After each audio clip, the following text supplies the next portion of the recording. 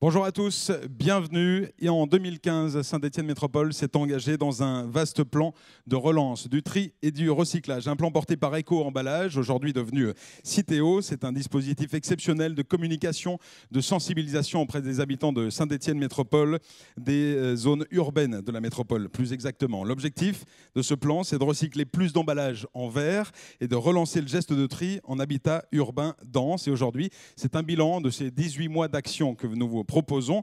Pendant cette soirée, nous allons faire un diagnostic, vous rappeler les actions qui ont été mises en place, qui continuent à l'être d'ailleurs, et puis nous reviendrons sur les résultats. Merci pour commencer cette soirée d'accueillir Monsieur Éric Berlivet, vice-président de Saint-Étienne Métropole, en charge de la collecte des ordures ménagères, du tri sélectif et du traitement des déchets. Bonsoir Éric. Bonsoir, bonsoir, bonsoir. Alors, cette soirée plan de relance, c'est le bilan que nous faisons ensemble. On va d'abord rappeler de quoi il s'agissait, quelles étaient les actions menées à Saint-Étienne Métropole pendant ces 18 mois. Oui, alors pour vous situer un petit peu ce que c'est le plan de relance, c'est les actions qui ont été portées pendant plusieurs mois, pratiquement 2 ans, avec en objectif principal, c'est l'amélioration du tri du verre, donc les points d'apport volontaires verts, et puis le développement du tri en habitat urbain dense, c'est-à-dire les immeubles, les logements verticaux. 12 communes étaient concernées. On a sélectionné les plus mauvais élèves, évidemment, et encore si on peut dire ça comme ça. Et puis un déploiement en 2 temps pour cette opération. Une phase diagnostique qui a duré plus de 6 mois pour vérifier ce qui se passe sur le terrain, vérifier dans les caves, dans les immeubles, avec les bailleurs, avec les agents techniques, pour se rendre compte de ce qui se passe sur le terrain, pour qu'on puisse envisager après par la suite la phase de sensibilisation, c'est l'action terrain et le concret du terrain.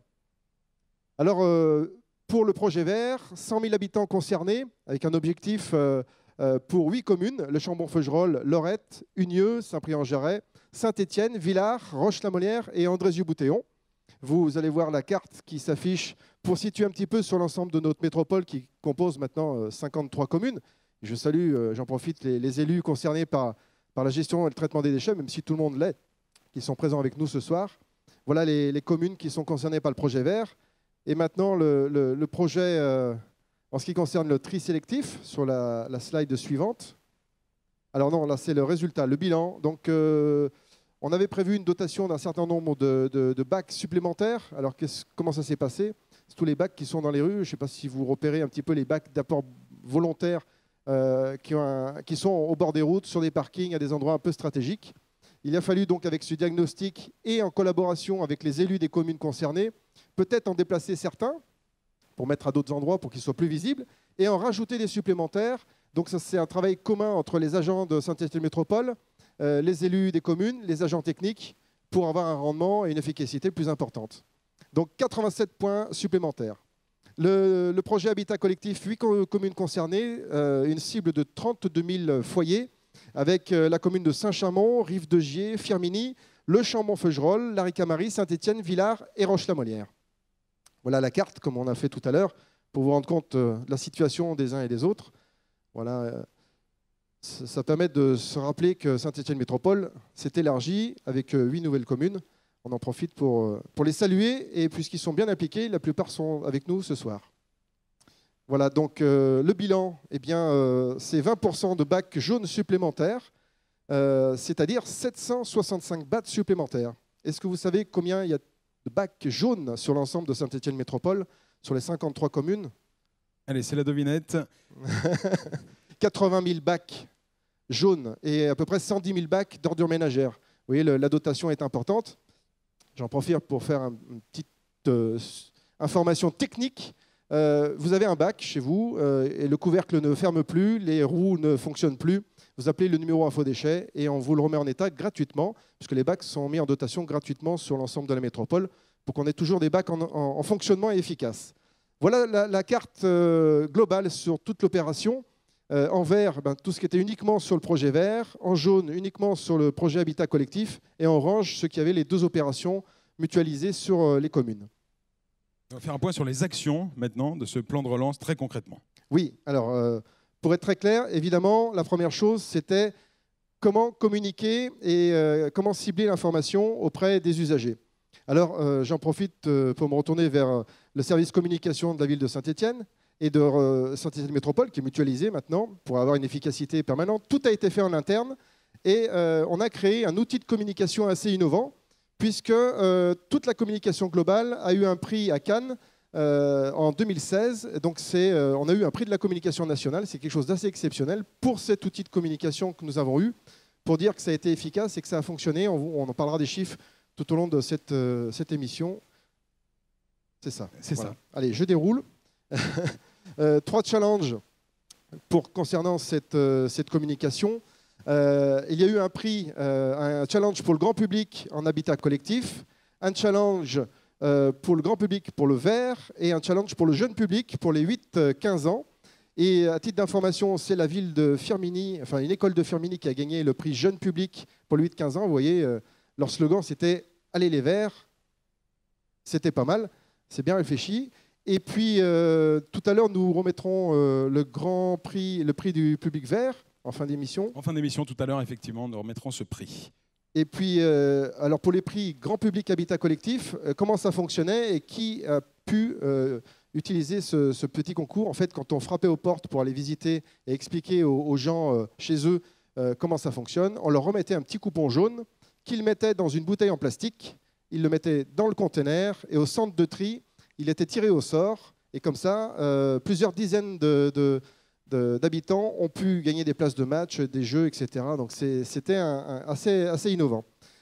Dans la stratégie de communication, toujours, vous savez, on passe tous les jours devant les bacs à verre et ça devient naturel tous les jours, on ne les voit plus. Alors il fallait trouver une solution pour accrocher l'œil. Et toujours dans cette déclinaison de la campagne de communication, on a habillé tous les conteneurs, certains conteneurs verts, pour avoir une accroche différente et que l'œil s'arrête sur ces conteneurs quand on est en train de conduire.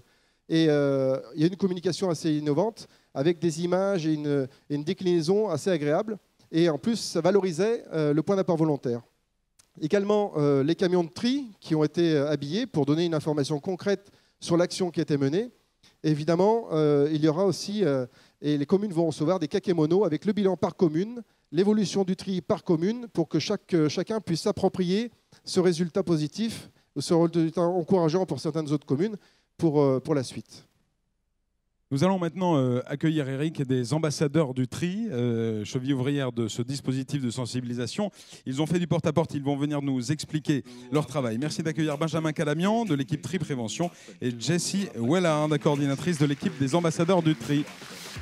Bonsoir à tous les deux, installez-vous, je vous en prie. Merci de votre participation parce que sans vous, évidemment, le plan de relance n'aurait aucune efficience sur le terrain. Benjamin, vous êtes toujours membre de l'équipe Tri Prévention.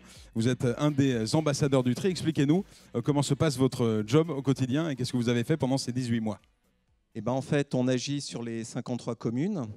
On cherche à faire changer les comportements pour qu'il y ait une amélioration du tri. Donc, on met en place des actions correctives, on fait des diagnostics. Et après, on cherche à faire en sorte que ça s'améliore et que les gens trient de mieux en mieux. Alors, votre truc, c'est la communication engageante. Tout à fait, oui. Expliquez-nous, de quelle manière vous fonctionnez pour sensibiliser les habitants de la métropole au tri? Eh ben, en fait, la communication engageante, quand on faisait du porte-à-porte, c'était en fait de commencer par leur faire faire un petit jeu, en fait, où les gens avaient des emballages. Et en fait, ils devaient trouver... Parce qu'en fait, par le petit jeu, ça donne un côté plus attractif, en fait, et ça attire mieux leur attention. Et disons qu'on leur demandait de choisir. Alors, vous aviez le conteneur à verre, poubelle de tri, poubelle d'ordures ménagères, les emballages, et ils devaient trouver dans quelle... soit la poubelle d'ordures ménagères, soit poubelle de tri, conteneur à verre, où ça allait, en fait. D'accord, donc on apprend les bons gestes. Voilà, et après, ça nous permettait de les évaluer, en fait, de voir si les personnes connaissaient les règles de tri, en fait. Et il y avait un engagement, du coup. Donc, du coup, si la personne, par exemple, se trompait, c'est quelques petites erreurs, on faisait une action corrective. Mais si, par exemple, elle ne triait pas du tout une famille, elle ne triait pas le verre, elle ne triait pas du tout le plastique, elle s'engageait à trier le plastique et on faisait une forme d'engagement. Donc, en lui remettant un flyer, en fait, où elle s'engageait à trier cette famille, en fait, ou le verre, ou le plastique, voilà. On se rend compte qu'il y a des freins au tri, au recyclage? Les freins, oui, c'était aussi notre travail d'essayer justement de faire en sorte qu'il n'y ait plus de freins en fait. Par exemple, pour le tri du verre. Il y avait beaucoup de gens qui disaient oui, mais mon conteneur à verre est un petit peu loin, c'est pas en bas de chez moi. Enfin, donc du coup, déjà, on leur expliquait qu'il y avait des conteneurs à verre qui avaient été rajoutés. On essayait de trouver des paliers en leur disant quand ils font leurs courses, par exemple, sur leur trajet, ils peuvent mettre le verre dans ces conteneurs. On les sensibilisait aussi par rapport à la lutte contre le cancer aussi, puisque quand on met du verre dans les conteneurs à verre, ben, il y a de l'argent qui est reversé à la On en lutte parlera contre tout à l'heure d'ailleurs Voilà. avec Eric. Oui. Et puis le fait aussi que le verre, c'est un matériau qui se recycle à l'infini, et que si on ne le recycle pas, il va être enfoui, alors que là, on peut le retransformer. Donc on essayait de trouver des arguments en fait. Et Benjamin, vous êtes toujours à pied d'œuvre, vous êtes toujours ambassadeur du tri. Bien Donc sûr, même oui. si c'est un bilan de ce plan de relance qu'on fait ici, vous êtes toujours en action auprès des habitants de la métropole. Tout à fait. Et on met au quotidien ce qu'on a appris. Voilà, tout simplement. On verra si les mentalités changent. Jessie Wellard, bonsoir. Vous êtes coordinatrice de l'équipe des ambassadeurs du tri. Alors, votre mission à vous est terminée pour le coup. C'était une mission très ponctuelle. Expliquez-nous ce que vous avez fait pendant ces 18 mois de mission. Du coup, moi, j'ai coordonné donc l'équipe de tri d'ambassadeurs de tri qui est venue renforcer donc l'équipe permanente dont fait partie Benjamin. Donc, c'était une équipe qui était juste sur le plan de relance. Donc, je suivais l'équipe au quotidien, à les coordonner leurs interventions et à suivre l'avancement de la mission. Donc, le nombre de portes auxquelles on est allé toquer, le nombre de personnes qu'on a vues, les engagements pris par les différentes personnes.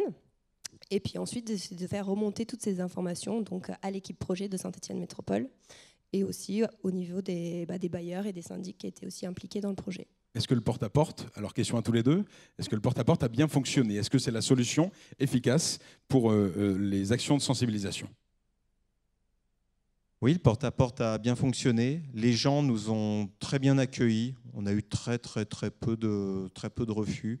En général, les gens étaient assez réceptifs parce que de plus en plus, les gens prennent conscience que trier, c'est indispensable pour notre planète. Et je pense que le message y rentre. Donc oui, ça s'est très bien passé. Les gens nous ont porté beaucoup d'attention et ça a été une très belle surprise. Donc, continuez d'ouvrir vos portes. Donc, si les ambassadeurs du tri viennent frapper chez vous. Jessie?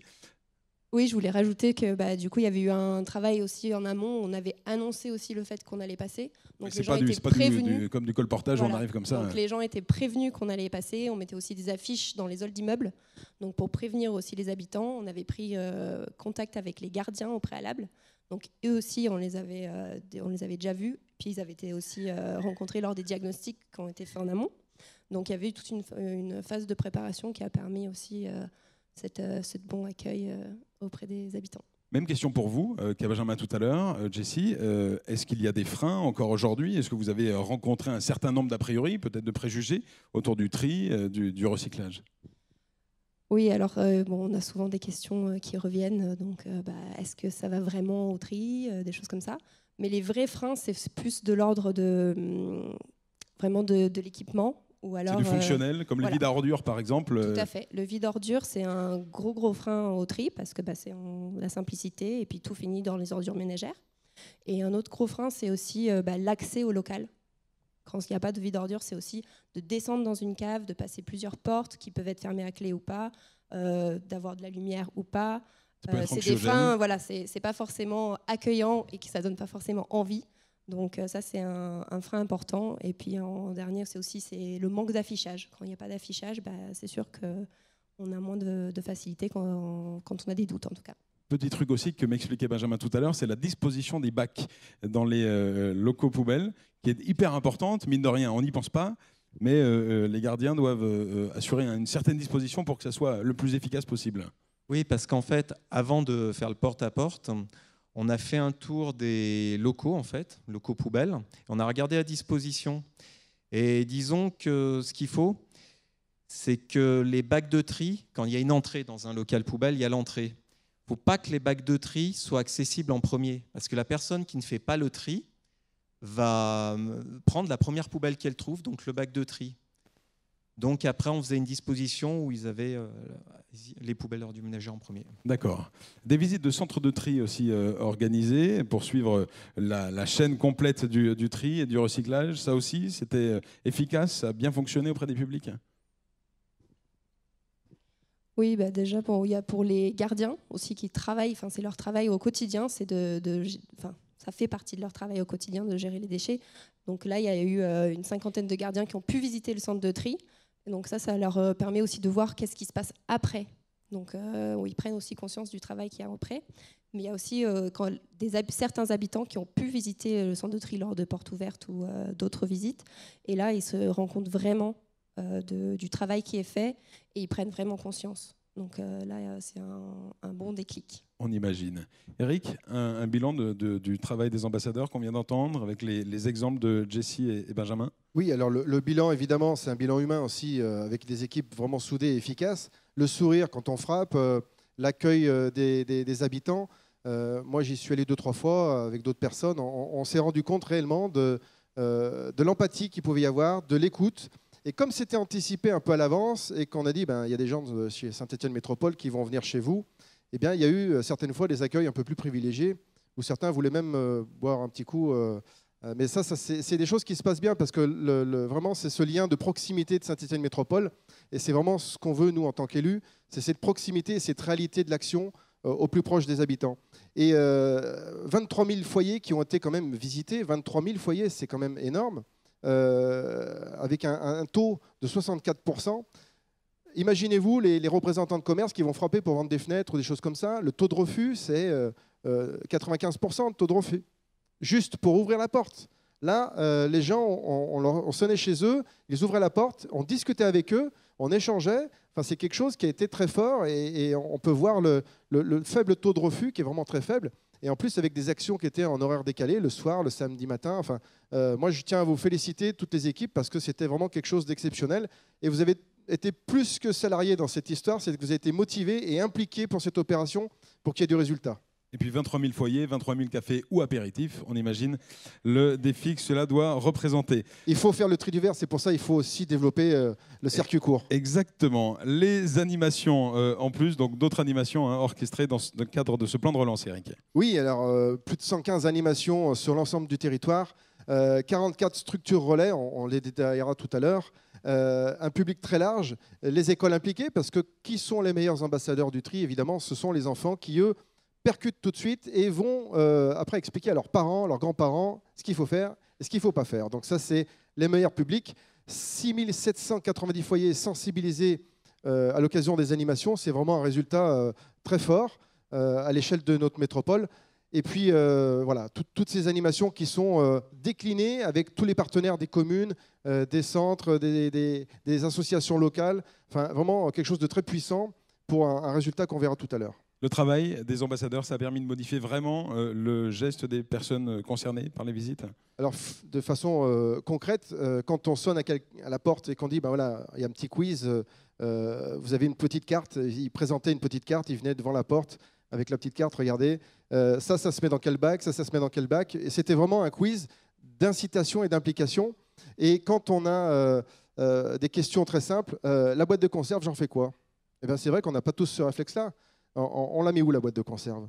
Et est-ce qu'il faut la laver, la boîte de conserve? Est-ce qu'il faut vider les bouteilles? Toutes ces questions-là, qui sont très simples, on répondait à ces questions-là. Donc 23 000 foyers qui ont pu avoir ces réponses, et bien c'est 23 000 personnes supplémentaires qui vont engager un geste du tri, qui vont l'expliquer à leur famille. Donc 23 000 personnes en direct, mais ça veut dire peut-être 50 ou 70 000 personnes indirectement. Donc c'est là où on était fort, où ça fonctionne. Maintenant, c'est que le début. Vous n'êtes pas venu frapper chez moi? Est-ce qu'on nettoie une boîte de conserve avant de la mettre dans un bac jaune? Non, parce qu'en fait, quand vous allez trier votre boîte de conserve, elle va être fondue. Et si vous utilisez de l'eau pour nettoyer votre boîte de conserve, vous préservez moins l'environnement puisque vous gaspillez de l'eau en fait. Donc non, nettoyez-la pas. Donc boîte de conserve, bac jaune, sans nettoyage tel quel. Benjamin, Jessie, merci 1000 fois pour votre participation à cette soirée bilan plan de relance. À très bientôt. Merci. Alors, nous en parlions tout à l'heure avec Eric Berlivet. Des challenges ont été organisés sur la métropole pour encourager donc au tri, au recyclage, et parmi eux le challenge vert. Et avant, avec un film qui a été diffusé à l'époque, qui avait été remarqué, un film dédié à ce challenge vert que je vous propose de regarder. On se retrouve juste après.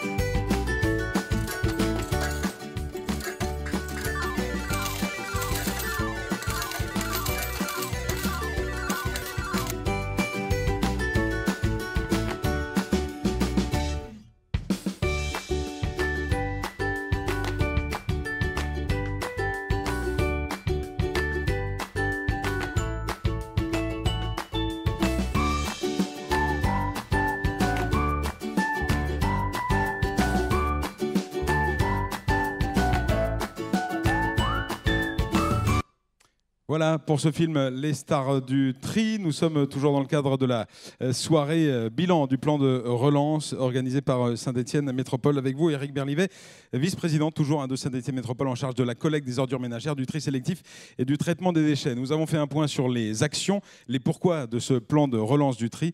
On va voir avec vous que c'était une vaste mobilisation d'un ensemble d'acteurs sur l'ensemble de la métropole pendant ces 18 mois.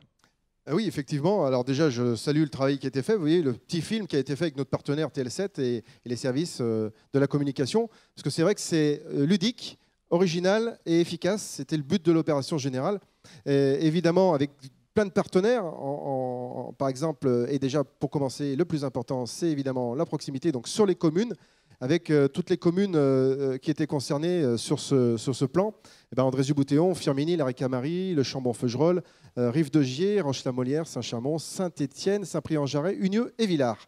Donc avec notre partenaire Citeo, on ne cite jamais assez, anciennement Éco-Emballage, évidemment, qui a financé quand même une partie non négligeable. J'ai oublié de le signaler tout à l'heure, mais on en reparlera peut-être tout à l'heure, puisque c'est une opération qui a coûté 900 000 €, dont 700 000 € accompagnés par Citeo, anciennement Éco-Emballage. Donc c'est le vrai directeur viendra nous en parler tout à l'heure. Voilà, il nous dira tout ça tout à l'heure en détail. Donc dans les partenaires, les communes, les bailleurs et les syndics, évidemment, il fallait aller chez les bailleurs et chez les syndics pour que les gardiens d'immeubles, les gérants, les sociétés qui interviennent au sein de ces bâtiments puissent avoir l'information complète, ce qui a fait partie de cette partie de diagnostic de 6 mois pour former, écouter et trouver des solutions avant d'aller faire l'opération de terrain. Donc je remercie vraiment tous les bailleurs et les syndics qui ont vraiment joué le jeu parce qu'ils ne sont pas obligés, mais ils comprennent l'intérêt et l'intérêt pour eux aussi, c'est d'avoir une efficacité plus importante dans la gestion des bacs et de la gestion des déchets dans leur bâtiment. Ensuite, évidemment, la collecte. Donc tous ceux qui vont chercher ces bacs, alors que ce soit en régie avec toutes les équipes de Saint-Étienne Métropole que je salue, qui sont tous les matins à 5h15 sur le pont pour aller collecter, et puis les prestataires aussi qui travaillent, puisque sur le Saint-Étienne Métropole, on a une partie régie à peu près à 60% et une partie prestataire à peu près à 40%, qui vont collecter tous les matins les 200 000 bacs qui sont sur l'ensemble de nos 53 communes. Alors évidemment, quand on a collecté, on va chez les prestataires pour trier et valoriser. Alors je salue l'entreprise Suez et l'entreprise Sibelco qui ont été vraiment des partenaires actifs dans cette opération. Suez pour la partie centre de tri qui est à Firminy et la partie Sibelco, Guérin et son équipe aussi, pour la partie tri du verre. On est en circuit court, on est en proximité sur Saint-Étienne Métropole puisque Sibelco est à Andrézieux-Boutéon et Suez est à Firminy. Donc vous voyez la proximité et des emplois en plus à gagner. Pourvoyeur d'emploi, là aussi nous verrons ça tout à l'heure, c'est un vrai booster pour la croissance économique du territoire, le tri. Oui, et donc au-delà de tout ça, le circuit traditionnel, on a aussi des relais de proximité pour relayer toutes ces actions qui étaient sur le terrain avec les associations, les centres sociaux, les employés communaux qui étaient aussi en complément des agents de Saint-Étienne Métropole et des entreprises de collecte. Donc, et puis Unicité qui a accompagné et qui a boosté un petit peu tout ça pour vraiment avoir des relais d'hyper proximité pour être plus efficace au maximum. Les intervenants maintenant. Alors les intervenants, eh bien, évidemment les ambassadeurs, on en a parlé tout à l'heure, et puis je les salue parce qu'ils sont vraiment au quotidien, même après cette opération, au sein de Saint-Étienne Métropole, présents sur le terrain. Les agents qui vont collecter les points d'apport volontaires. J'ai pas de lunettes, mais je vois que c'est la dotation, voilà, toute l'équipe dotation, l'équipe projet et l'équipe tri prévention. Vous voyez tous les agents de Saint-Étienne Métropole qu'on peut applaudir parce qu'ils ont fait un travail extraordinaire et qui sont aussi présents ce soir.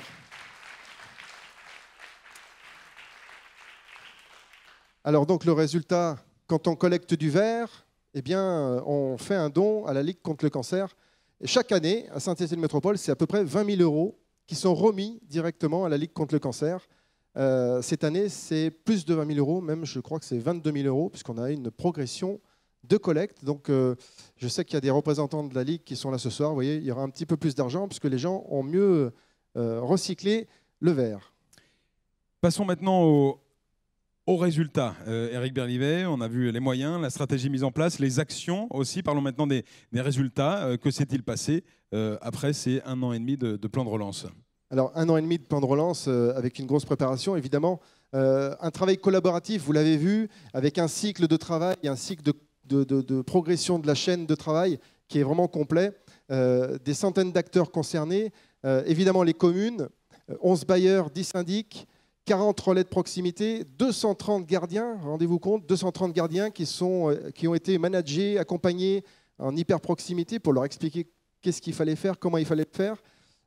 Des soutiens, évidemment, à la Ligue contre le cancer, des prestations importantes des agents de collecte, le pré-traitement du tri, et puis toutes les filières après qui sont traitées, puisque quand on trie, qu'on valorise, on envoie dans les différentes filières, le plastique, le verre, les emballages, le papier, les cartons, etc., etc. Tout est trié, valorisé dans toutes les filières du sélectif. Pour le verre, c'est facile. On trie à Andrézieux et après, ça va essentiellement à la verrerie. Donc, on est dans un circuit très court de proximité et c'est ça l'avantage. Passons au résultat pour le verre, le projet vert. Alors, le projet vert, c'était un projet ambitieux. On a quand même un résultat qui est intéressant, 6% d'objectifs pour le plan de relance. C'est-à-dire qu'on est à plus de 1 kg par habitant supplémentaire. On a une progression importante. On est passé de 17,74 kg à 18,86 kg. C'est pas négligeable. Alors, si on regarde les chaînes nationales, on n'est pas super bon. Mais en même temps, le verre, il est de très bonne qualité quand il est trié sur notre département. Ce n'est pas le verre parisien qui est un peu mélangé et un peu sale. Là, on a vraiment du verre de... Je dis ça parce que personne ne nous regardera. Hein. J'en profite pour tacler un peu les Parisiens. Mais on est sur du verre de qualité et effectivement, ce verre est vraiment traité sur notre territoire en proximité. Donc c'est une chance et on a une belle progression malgré toutes les contraintes et les différents fonctionnements aujourd'hui qu'on a sur notre territoire. Voilà pour le verre. Les résultats pour le tri maintenant, Éric. Alors le tri en habitat collectif, dans les immeubles, dans les habitants sélectionnés, eh bien là, c'est un résultat assez important, puisque c'est plus de 10% de tonnage supplémentaire. C'est très important, c'est 1,2 kg en plus par habitant. Et là, on a une vraie progression. Vous voyez, sur l'échelle de 2015, 2016, 2017, on a une progression importante. Ça ne veut pas dire qu'il faut s'arrêter là, parce que c'est que le démarrage. Il y a une vraie grosse évolution qu'il va falloir continuer et persister pour ces évolutions-là. Mais 1,2 kg et 10% de progression, c'est quand même un beau score. Le tri et la valorisation des déchets, c'est évidemment une problématique nationale. Citeo s'y emploie depuis 25 ans maintenant, anciennement Éco-Emballage. Citeo, partenaire majeur de ce plan de relance. Et c'est Richard Quemin, le directeur de Citeo Auvergne-Rhône-Alpes, qui nous rejoint maintenant.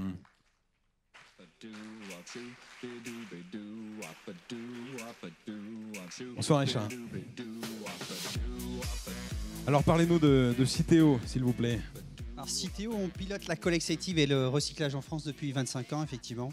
Ex-Éco-Emballage, ex-Écofolio. La colonne à vert, le bac jaune, en fait, c'est nous, c'est Citeo. En fait, on a une mission d'intérêt général. On est 100% privé, mais 100% intérêt général. Et on poursuit un seul credo, c'est moins d'emballage et de papier mis sur le marché, c'est ce qu'on appelle l'éco-conception, et plus de recyclage, c'est ce qu'on a vu, c'est le geste de tri. Et en 25 ans, en fait, on nous a dit que ça ne marcherait pas, mais en fait, le geste de tri est devenu le second geste civique après le vote. Ça marche en France, il faut le dire, grâce aux contributions notamment des entreprises qui financent le dispositif sous forme incitative. En fait, plus les entreprises vont mettre sur le marché des emballages, plus elles vont financer Citeo, qui va reverser aux collectivités locales, si bien que plus les Stéphanois, les stars du tri, plus Citeo reverse financièrement à la collectivité locale. C'est un système qui est incitatif, gagnant-gagnant. En fait, Citeo offre la possibilité aux habitants de ne pas polluer en faisant le geste de tri, garantit aussi que les emballages et les papiers redeviennent des matériaux. On l'a vu sur le cas du verre, je vous donnerai un exemple sur le cas du plastique. On crée des emplois locaux. Sur Saint-Étienne Métropole, pour info, le petit geste de tri quotidien que vous faites, c'est à peu près 300 emplois directs créés. C'est absolument énorme. Et ça évite de puiser dans les ressources naturelles, évidemment. On a parlé du verre tout à l'heure. À Saint-Étienne, par rapport au plan national, à l'échelon national, on va parler du verre Salle de Paris. Alors, juste avant, sur l'économie circulaire, nous, on est vraiment acteurs de l'économie circulaire. Rien ne se perd, tout se transforme, tout s'accélère en ce moment. Il y a la feuille de route économie circulaire du gouvernement, des directives européennes qui tombent. On doit en faire plus, on doit accélérer le mouvement. Et en fait, il y a 3 niveaux. Donc, sur l'éco-conception, effectivement, c'est la réduction à la source. Juste vous donner un exemple marquant, mais la bouteille plastique, elle a diminué de 40% son poids en rien de temps. La canette aluminium de 18%. Donc on travaille beaucoup sur l'éco-conception avec nos entreprises et c'est sous forme, pour info, de bonus et de malus. Si l'entreprise continue à nous mettre des emballages perturbateurs du recyclage, un malus de 100%. Si elle fait de l'éco-conception, si elle fait de la communication sur le geste de tri, sur la bouteille, sur l'emballage, c'est un bonus. Donc ça, c'est incitatif. Tout ça aussi, l'idée, c'est d'inciter au tri. C'est ce qu'on appelle la consommation durable. Partout, il faut qu'il y ait une solution de tri. Donc Citeo, en fait, finance la modernisation des centres de tri, finance les bacs, les conteneurs à verre, les ambassadeurs du tri, les animations scolaires. Donc c'est le rôle de Citeo national. Et bien sûr, ça, c'est pour le recyclage. Alors, pour votre info, contrairement à ce qu'on pense, 89% des emballages sont recyclés made in France. Beaucoup made in région Auvergne-Rhône-Alpes et beaucoup, on l'a vu, dans la Loire, notamment sur le verre, en créant de l'emploi local. Donc il faut vraiment continuer ce geste-là. La bouteille de Côte du Forêt, par exemple, que l'on consomme le dimanche ou la semaine, si vous voulez, elle finit dans une colonne à verre et elle part à Saint-Romain-le-Puy. La bouteille plastique redevient bouteille plastique sous cette forme-là. Ça, c'est ce qu'on appelle une préforme. En fait, ça fait des paillettes qui sont fondues sous une préforme qui est réchauffée derrière pour en faire une grande bouteille. C'est ce qu'on appelle l'économie circulaire. Et demain, à Sainte-Sigolène, tout à côté, les sacs plastiques redeviendront des sacs poubelles, etc., etc. Donc c'est vraiment l'économie circulaire. Et alors pour Saint-Étienne Métropole, en fait, Citeo a lancé un grand plan de relance national sous forme d'appel à projet, parce qu'il faut absolument qu'on atteigne 75% de recyclage des emballages ménagers, or on plafonne à 67%. Et en fait, parmi les 109 collectivités lauréates au niveau national, Saint-Étienne s'est tout de suite démarqué par son dossier, que j'ai toujours avec moi d'ailleurs. Encore fallait-il concrétiser. Et je veux dire que l'essai est plus que réussi, on va dire que c'est sémillant. En fait, même si je suis stéphanois fier, je vais essayer d'être objectif en vous disant qu'en fait, c'est la plus grosse progression de toutes les métropoles françaises. C'est par rapport à la moyenne nationale, c'est multiplié par 4. Cocorico. Donc Cocorico, fierté. Voilà. Ouais. Bravo aux stars du tri. C'est grâce aux habitants. Et juste, ça fait quand même 900 tonnes, effectivement, de plus qui sont triées à Firminy, 900 tonnes en moins qui partent à Roche-la-Moyère en enfouissement, qui ne partent pas, du coup. Donc voilà, il faut continuer ce geste-là. Donc ces résultats sont dignes de la seconde moitié du championnat de l'ASS, mais il faut encore continuer. Et justement, l'objectif, c'est d'arriver à 100% de tri. Il ne faut pas se laisser griser, il y a encore la moitié des emballages et des papiers qui sont dans les ordures ménagères. Saint-Étienne Métropole est encore en deçà de la moyenne nationale.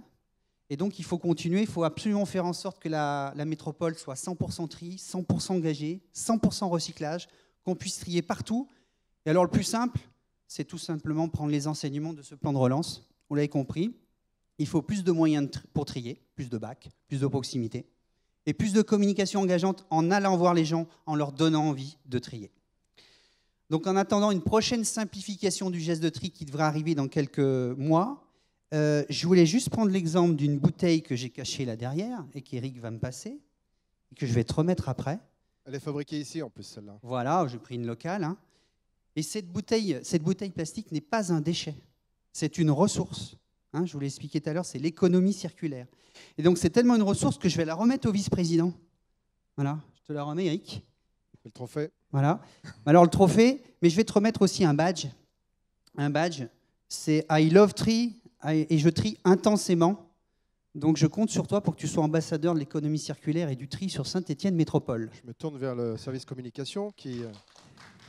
Et je rappelle simplement, on le voit peut-être pas, mais Richard, vous avez un badge vous-même. Yes, we tree. Yes, we tree. Voilà, donc Tout tous à les fait. moyens sont bons. Objectif 2022, 100% de tri.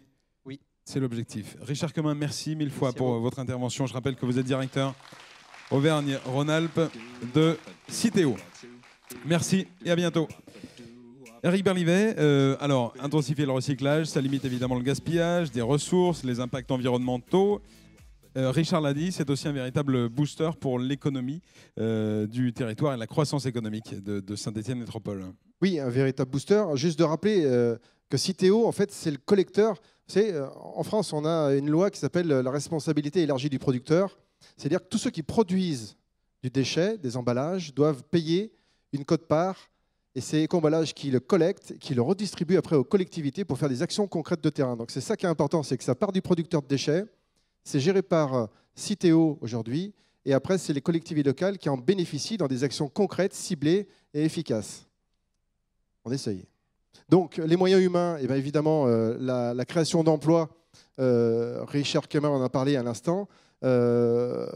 Création d'emplois parce qu'il fallait une équipe pour le projet, pour le construire, pour préparer tout ça. Vous savez, les 6 mois de préparation sur le terrain pour les rencontrer, les bailleurs, ça demande du temps et de l'ingénierie, toute la communication, tous les services internes de Saint-Étienne Métropole. Un prestataire L&M, société qui est associé avec 9 ambassadeurs du tri, qui était dans l'organisation générale pour le diagnostic. Et puis un partenariat avec Unicité Loire, 8 agents en service civique, vous voyez, de l'emploi de proximité sélectionné. Et puis l'équipe tri prévention de Saint-Étienne Métropole, 8 agents aussi supplémentaires pour accompagner l'action de terrain concret pour aller visiter les 23 000 foyers et toutes les actions de terrain qui ont été réalisées pendant ces 18 mois et 6 mois auparavant.